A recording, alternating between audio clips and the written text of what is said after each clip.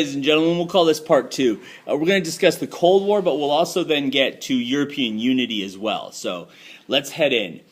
The Cold War is an ideological conflict, and it is really a Cold War because the United States and the Soviet Union are going to oppose each other, but they're not going to oppose each other in the direct way that we expect from a normal war. Okay, only one time in the history of the Cold War does an American actually fight a Soviet, and it's something that's only recently come out in archival work that's been found, that during the Korean War, American fighters engaged Soviet fighters, although they did not know it at the time.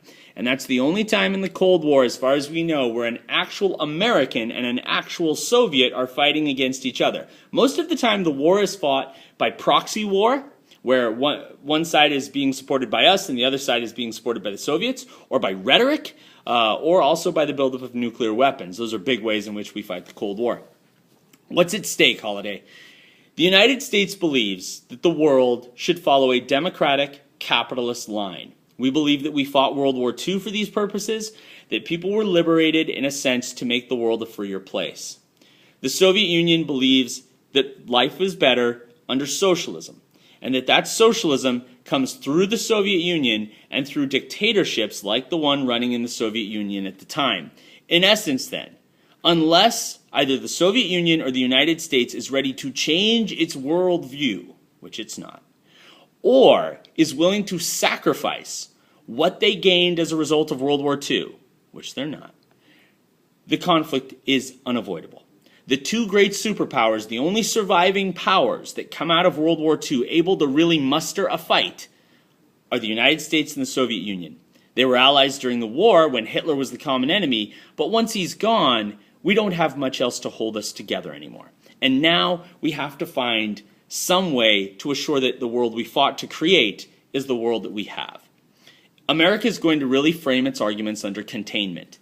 We believe that the Soviet Union is expansive, that its goal is to move from one country to another, bringing the socialist revolution, sometimes by force, to other countries. And we must stop that. We must contain it at every possible juncture. That is Containment Doctrine. Okay? For instance, the Marshall Plan. The Marshall Plan was a $13 billion rebuilding program that the United States put in for Western Europe. The goal here is to assure that societies that are laying in rubble and ruin after World War II are built back up so that they can continue to be prosperous. Our idea is that weak countries, economically destroyed countries, those are the ones that go to socialism.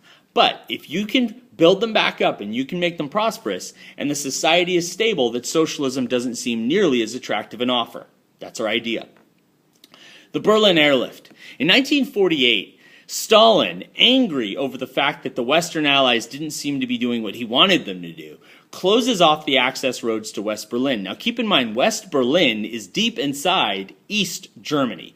What that means is that the residents of West Berlin don't have anything. Stalin switches off the power to West Berlin, and he tries to starve the people out. The United States is faced with a real ticklish question here. Do we invade? Do we send forces across the Soviet sphere?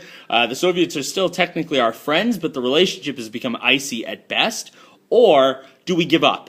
Do we simply surrender the people of West Berlin and say to Stalin, well played, sir, you've won these people? Now, the Americans really had lost Eastern Europe that way. At the end of World War II, there's not much we can do to save the Eastern European population from the Soviet Empire.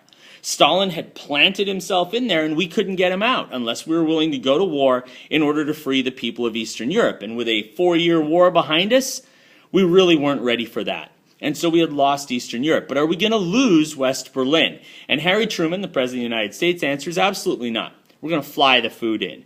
So for nearly a year, at the rate of one flight every 3 minutes, American, British, and French planes flew around the clock from West Germany to West Berlin, the Berlin Airlift, thereby getting the food, the resources, the coal, the oil, the gas, you name it, we flew it in and dropped it into Germany in order to assure it. After 11 months, Stalin kind of cried uncle and gave up on it. But in the long run, the United States had shown that we would bear the cost of assuring that people were not put under the boot of Soviet communism.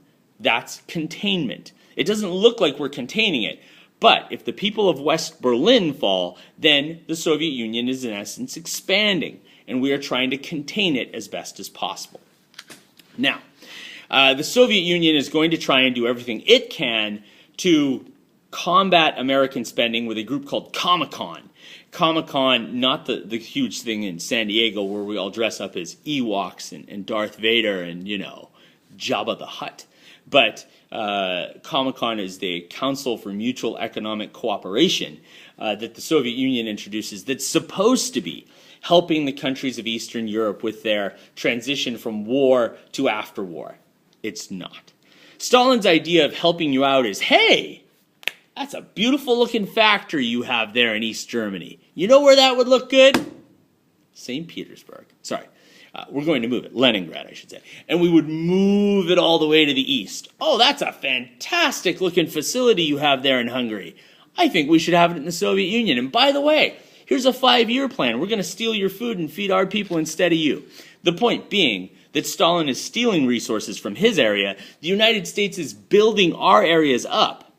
Interesting directions, right?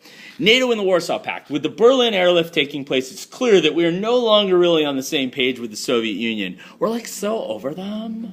It's like, oh my God, they're just so much drama. So we moved on. We created a group called the North Atlantic Treaty Organization, which was a mutual defense pact. If anyone within NATO, really the powers of Western Europe, the United States, Canada, got into a war, we'll be there for you. The Soviets, in response, created what was called the Warsaw Pact. Their name sounds tougher, I think. Okay.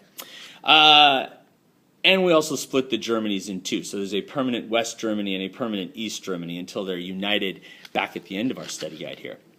We have an indication here of some decolonization process going on. So let's talk about that process as a whole. If World War II is a war of liberation, if it's about trying to free the people of the world from subjugation, then colonial holdings seem to be non-existent as far as the future can be. We can't continue to hold the people of, let's say, India, Algeria, under the boot of a colonial power saying, you don't have the right to be free, even though the people of Poland do. We're willing to go to war for the people of Poland, but we're not willing to go to war for you. So decolonization is the process by which European powers removed themselves from their colonial possessions around the world. We're speaking about a variety of different nations, but for our purposes here, let's talk about the English and the French. Some of the reasons for this, as I said, we want a self-determination policy for all areas of the world, and that means you have to liberate your colonies. Another reason is it's cheaper to go home. The British and the French have been holding on to these colonies, and man, it's been an expensive hold for a long time. And it's time to go home and save the money. Now, it's not always going to go easily. We have the Vietnam War here, which was Vietnam was a French colony, and unfortunately that one did not end well, ended up as a war for the United States, a war of containment where we're trying to hold back the communist forces of North Vietnam against the people of the South. We also then end up with bloody processes in India, where the country had to be divided and then subdivided into Hindu India and a Muslim Pakistan. We have a huge war in Algeria from 1954 to 62 where the French did not want to go. They did not want to leave. Unlike a lot of their colonies, Algeria had a big French population. About 2 million people had moved from France into Algeria, and the people of France did not want to give up Algeria. Eventually, they're going to. It hasn't always been prosperous, though, for these colonies. You would think that it would lead to better things, but it hasn't always been that way. It's led to a lot of strife and struggle and poverty and a lack of real supervision and direction. In the long run, people from the colonies often end up back in the mother country, and that's led to huge problems in those countries, too. Guest workers or immigrants who are arriving from your colonies have been a big controversial topic lately in Britain and especially in France. A few days ago, they had an election in France where the right-wing anti-immigration policies made huge gains because immigrants are being blamed for overcrowding and low wages and competition for those jobs. It's been a real mess. The 20th Party speech, Nikita Khrushchev. We watched a clip of Khrushchev. Khrushchev's kind of a card. He likes to have some fun, but there's also a very serious side. So, at the 20th Party Congress of the Soviet in 1956, the new leader of the Soviet Union, Nikita Khrushchev, took to the podium and shocked the world. He told people about the evils of Stalin.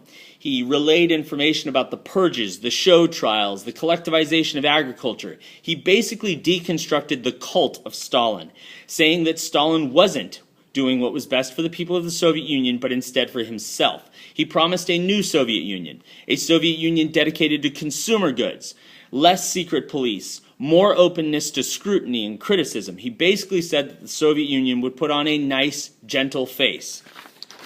But then it didn't.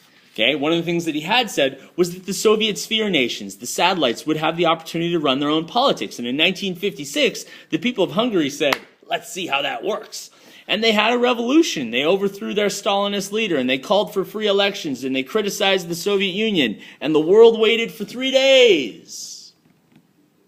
And then the Red Army came to town and cracked some skulls. And the old Soviet Empire showed its old face. And you thought, wait a second, I thought this was going to be new.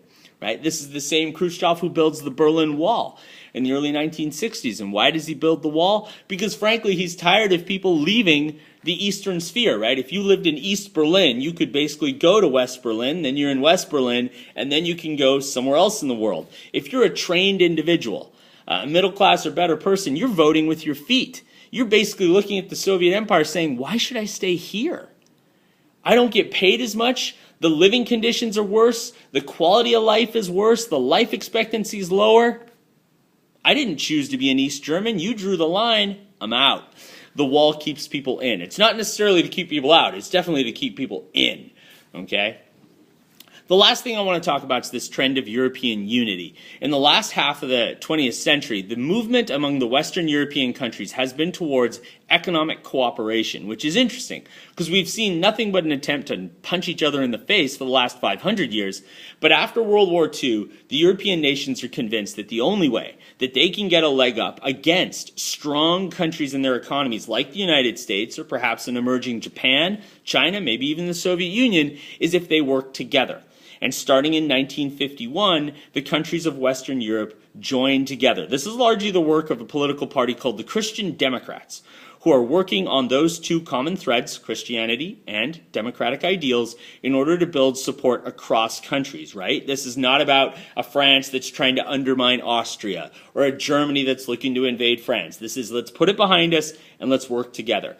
The first step is the ECSC, the European Coal and Steel Coalition, formed by 6 nations: Belgium, Netherlands, Luxembourg, what we call the Benelux countries, West Germany, Italy, France. Those 6 countries agreed that they would trade coal and steel without tariffs. In other words, a small little United States of Western Europe in an economic sense, so that they break down tariff boundaries. Now, later on, they create what's called the Common Market in 1957 by the Treaty of Rome. That Treaty of Rome creates a tariff-free zone on all goods within those areas. And that Treaty of Rome serves as the beginning of what we call today the European Union, which has expanded to dozens of countries now and is really all the way across Europe. Now, all the way along, the strongest opponent to this has been the United Kingdom. The British believe that they have a strong, stable economy. They don't want to tie themselves to the economy of the European Union. They are a part of it, but they don't use the common currency.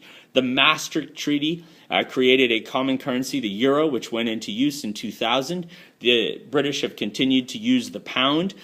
Recent years have shown that that may not be a bad idea, right? There's one really, really strong economy in Europe, and that's the Germans. And the Germans have been called upon already a couple of times to bail out the Spanish and also the Greeks in their troubles with their own economies. So tying together and unifying this certainly led to a strong European economy at times, but when one of those countries fails to be strong, you've got massive problems that infect all of the other countries as well. That's the end of this video. We're going to pick up when we talk about Mikhail Sergeyevich Gorbachev and his reforms and how he changed the world. Have a great day, folks.